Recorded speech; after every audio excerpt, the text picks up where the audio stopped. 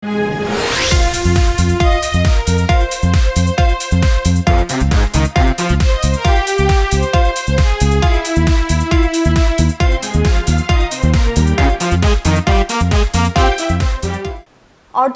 বছরের বেশি সময় ধরে শোভারামপুর গ্রামে চলে চরকায় সুতা ভাঁজ করার কাজ।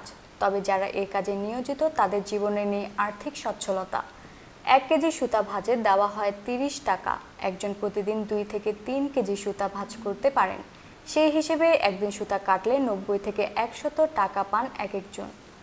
সামান্য এই উপার্জনে মানবেতর জীবনযাপন করছে গ্রামটির অন্তত 30টি পরিবার, যাদের অনেকে বিধবা, কেউ বা বয়স্ক। গত 20-30 বছরে তাদের জীবনমান উন্নয়নেও অনেকেই কথা দিয়েছেন, তবে রাখেননি কেউ। স্থানীয়দের দাবি, শোভারামপুরে যারা সুতা কাটেন নতুন কর্মসংস্থানের সুযোগ পেলে তাদের অনেকেরই অভাব কমে যেত। এছাড়া সরকারের দেয়া বয়স্ক ভাতা ও বিধবা ভাতা পেলেও তাদের জীবনে খানিকটা স্বস্তি আসতো। বিয়ের আগে করছি, আমার শাশুড়া লইছিল, শিহা আছে। বিয়ের পর থেকে লইতেছি, সপ্তাহ লওয়া যায় 500 টাকা লোন যায়। কোনোদিন আপনার 1000 টাকা যদি যারা যেমন লইতারে আর এটা দিয়ে সুতা নিয়ে বেড়া কাপড় পাই না, ফিরে পিস শাড়ি কাপড় করে মোটা সুতা দিয়ে আপনার গামছা টামছা পাই না। আমার বিয়ে হয়েছে 25 বছর ধরে হয়। তাছাড়া আমরা শুরু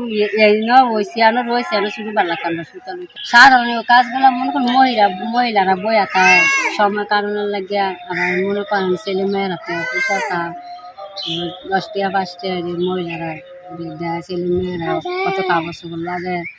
বাপের থেকে ধর সব কিছু খুঁজতে পারে না, মার থেকে বুঝে তো আমরা এটা বইয়া তাই না, ছেলে মেয়েরা দেওয়ান যায়। মনে করেন আমরা আগে আছে 15 টাকা, প্রথম 10 টাকা 15 টাকা আছে, এখন আবার 30 টাকা করছে। কত দাম হয়, সুতাটা যদি স্যার বাড়াইতো, সুতা লওয়াটা তো একটু কষ্ট। মানে মনে করেন কাজকর্ম করে এই সুতাটা নিয়ে বইয়া খেলাম। পাশের জেলা ব্রাহ্মণবাড়িয়া থেকে কাজের জন্য তুলা নিয়ে আসে ক্ষুদ্র পয়সার এই শ্রমিকরা। একদিনে 3 কেজির বেশি সুতা কাটা সম্ভব হয় না। প্রতি কেজি সুতা কাটলে 30 টাকা হারে প্রতিদিন 90 টাকা আয় হয়।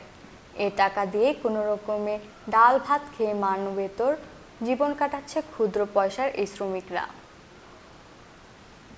Nowshin Nahar, Abanti, BD headlines.